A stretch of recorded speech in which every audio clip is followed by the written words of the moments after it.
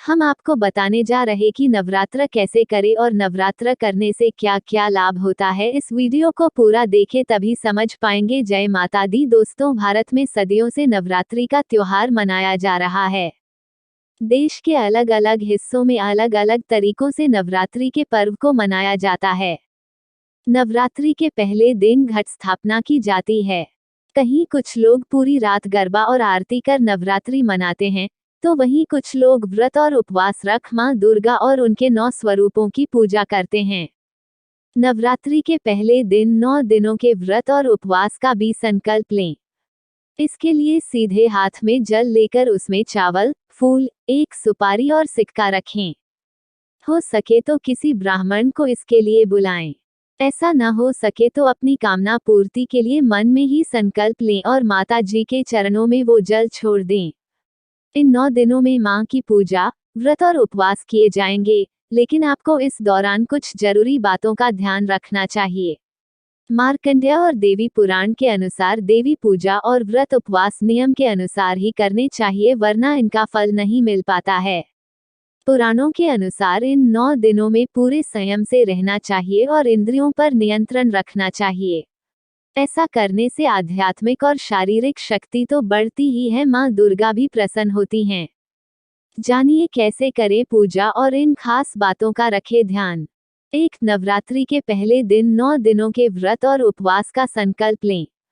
इसके लिए सीधे हाथ में जल लेकर उसमें चावल, फूल, एक सुपारी और सिक्का रखें।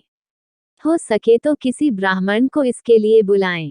ऐसा न हो सके तो अपनी कामना पूर्ति के लिए मन में ही संकल्प लें और माता जी के चरणों में वो जल छोड़ दें।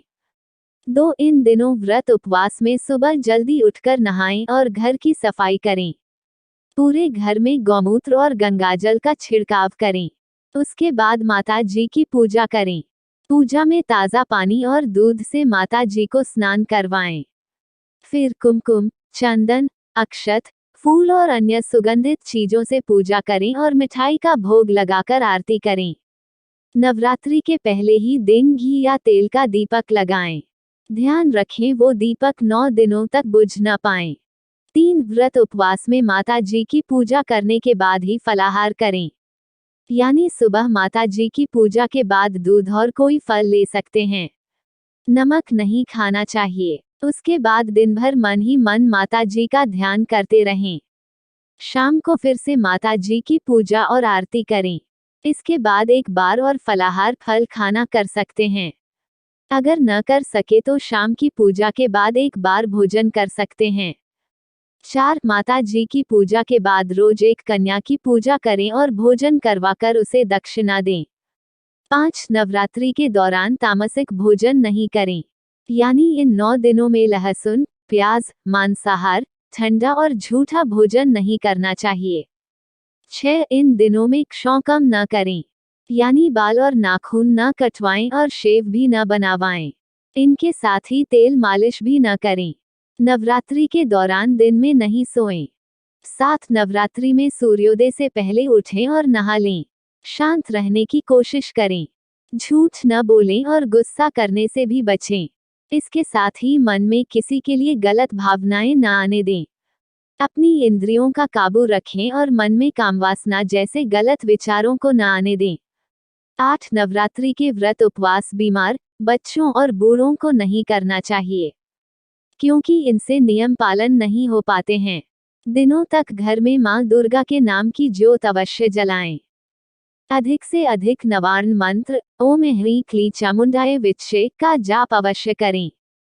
इन दिनों में दुर्गा सप्तशती का पाठ अवश्य करें। पूजन में हमेशा लाल रंग के आसन का उपयोग करना उत्तम होता है। ऐसे में ब्रह्मा, विष्णु और महेश ने आदि शक्ति का आवाहन किया, जिसके बाद मां आदिशक्ति देवी दुर्गा का रूप में प्रकट हुई। 9 दिनों तक देवी दुर्गा और महिषासुर के बीच भयंकर युद्ध हुआ।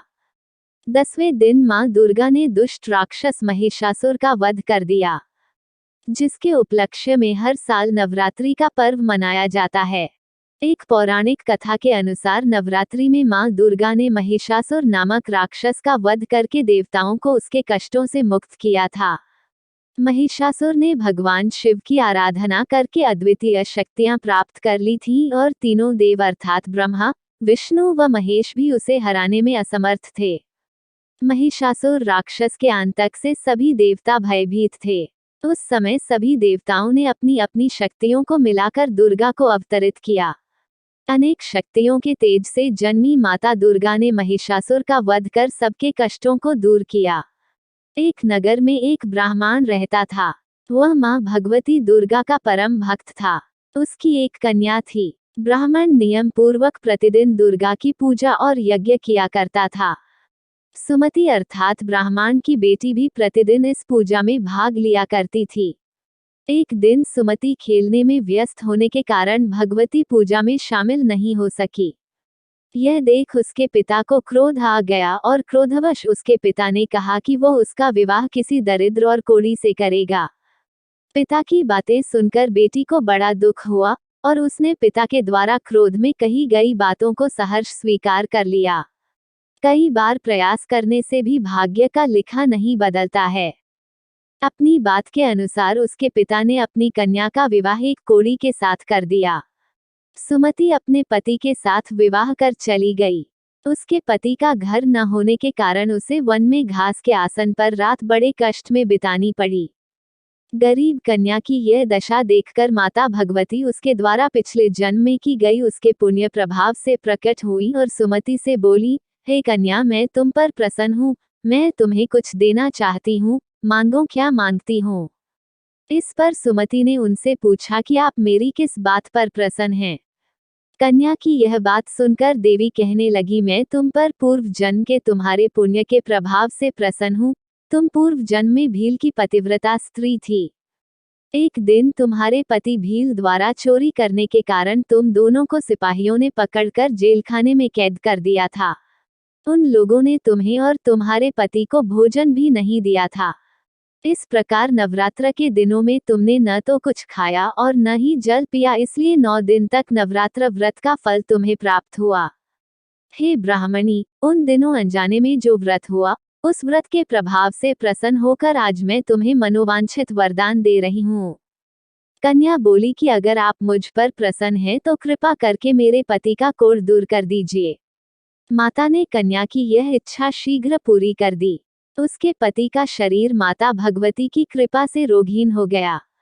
रामायण के एक प्रसंग के अनुसार भगवान श्री राम, लक्ष्मण, हनुमान व समस्त वानर सेना द्वारा आश्विन शुक्ल प्रतिपदा से नवमी तक 9 दिनों तक माता शक्ति की उपासना कर दशमी तिथि को लंका पर आक्रमण प्राप्त किया था।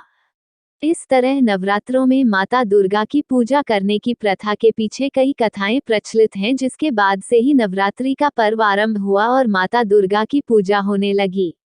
अगर आपको यह कथा सही लगी हो तो चैनल को सब्सक्राइब करें और शेयर करें ताकि आपके आसपास में जो भी नवरात्र करता हो तो वो सही तरीका से कर सके। जय माता दी दोस्तों।